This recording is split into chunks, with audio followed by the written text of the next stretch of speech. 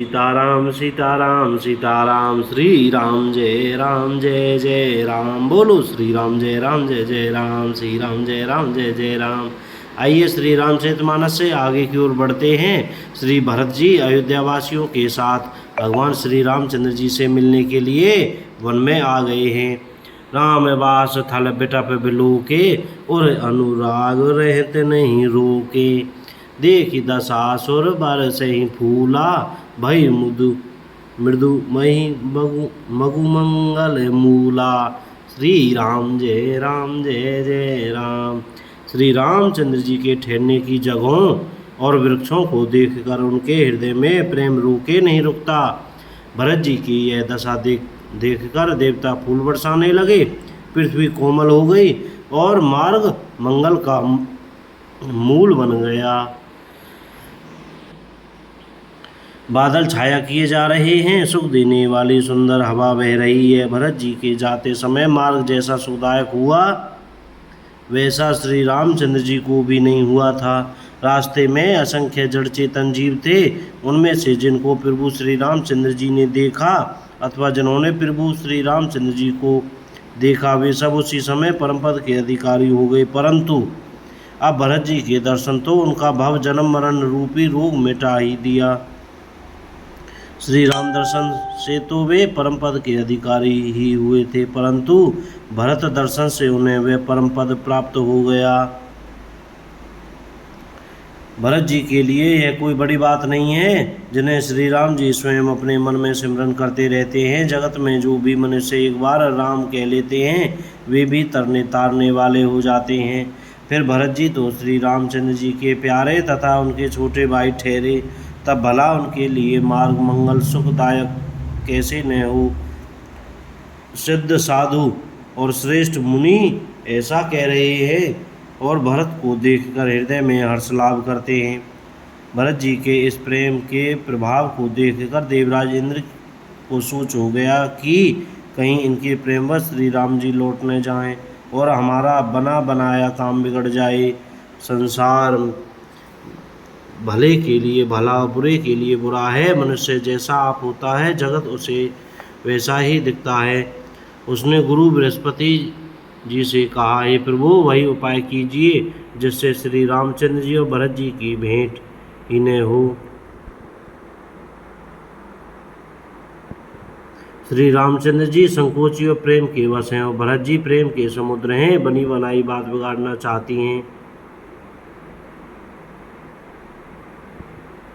इसलिए कुछ छल ढूंढकर इसका उपाय कीजिए। इंद्र के वचन सुनते ही देवगुरु बृहस्पति जी मुस्कुराए।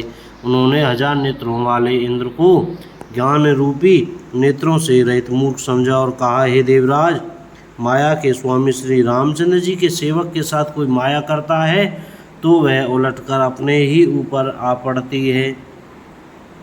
उस समय पिछली बार तो श्री रामचंद्र जी का रुख जानकर कुछ किया था, परंतु इस समय कुचाल करने से हानि ही होगी। हे देवराज, श्री रघुनाथ जी का स्वभाव सुनो। वे अपने प्रति किए हुए अपराध से कभी रुष्ट नहीं होते, पर जो कोई उनके भक्त का अपराध करता है वह श्री राम की क्रोधाग्नि में जल जाता है। लोक और वेद दोनों में इतिहास कथा प्रसिद्ध है। इस महिमा को दुर्वासा जी जानते हैं। सारा जगत श्री राम को जपता है। वे श्री राम जी जिनको जपते हैं उन भरत जी के समान श्री रामचंद्र जी का प्रेमी कौन होगा। हे देवराज, रघुकुल श्रेष्ठ श्री रामचंद्र जी के भक्त का काम बिगाड़ने की बात मन में भी न लाइए। ऐसा करने से लोक में अपयश और परलोक में दुख होगा। शोक का सामान दिनों दिन बढ़ता ही चला जाएगा।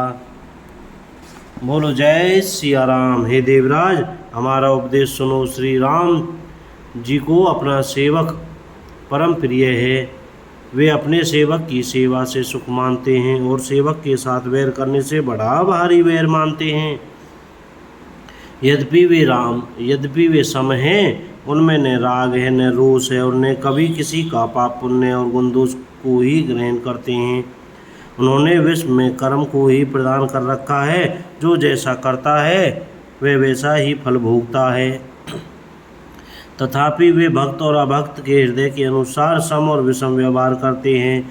भक्त को प्रेम से गले लगा लेते हैं और अभक्त को मारकर ताड़ देते हैं। गुण रहित, निर्लिप, मान रहित और सदा एक रस भगवान श्री राम भक्त के प्रेमवश ही सगुण हुए हैं। श्री राम जी सदा अपने सेवकों भक्तों की रुचि रखते आए हैं। वेद पुराण साधु और देवता इसके साक्षी हैं। ऐसा हृदय में जानकर कुटिलता छोड़ दो और भरत जी के चरणों में सुंदर प्रीति करो। हे देवराज इंद्र, श्री रामचंद्र जी के भक्त सदा दूसरों के हित में लगे रहते हैं। वे दूसरों के दुख से दुखी और दयालु होते हैं। फिर भरत जी तो भक्तों के शिरोमणि हैं, उनसे बिल्कुल न डरो। प्रभु श्री रामचंद्र जी सत्य प्रतिज्ञ और देवताओं का हित करने वाले हैं और भरत जी श्री राम जी की आज्ञा के अनुसार चलने वाले हैं। तुम व्यर्थ ही स्वार्थ के विशेष वश होकर व्याकुल हो रहे हो। इसमें भरत जी का कोई दोष नहीं, तुम्हारा ही मोह है। देवगुरु बृहस्पति जी की श्रेष्ठ वाणी सुनकर इंद्र के मन में बड़ा आनंद हुआ और उनकी चिंता मिट गई। तब हर्षित होकर देवराज फूल बरसाकर भरत जी के स्वभाव की सराहना करने लगे। इस प्रकार भरत जी मार्ग में चले जा रहे हैं। उनकी प्रेममयी दशा देखकर मुनि और सिद्ध लोग भी सिहाते हैं। भरत जी जब ही राम कहकर लंबी सांस लेते हैं तभी मानो चारों ओर प्रेम उमड़ पड़ता है। उनके प्रेम और दीनता से पूर्ण वचनों को सुनकर वज्र और पत्थर भी पिघल जाते हैं। अयोध्या वासियों का प्रेम कहते नहीं बनता। बीच में निवास मुकाम करके भरत जी यमुना जी के तट पर आए। यमुना जी का जल देखकर उनके नेत्रों में जल भर आया।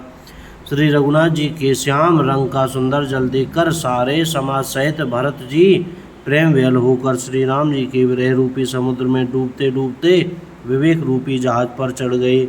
अर्थात यमुना जी का श्यामवर्ण जल देखकर सब लोग श्यामवर्ण भगवान के प्रेम में व्यल हो गए और उन्हें पाकर विरह व्यथा से पीड़ित हो गए। तब भरत जी को यह ध्यान आया कि जल्दी चलकर उनके साक्षात दर्शन करेंगे। इस विवेक से वे फिर उत्साहित हो गए।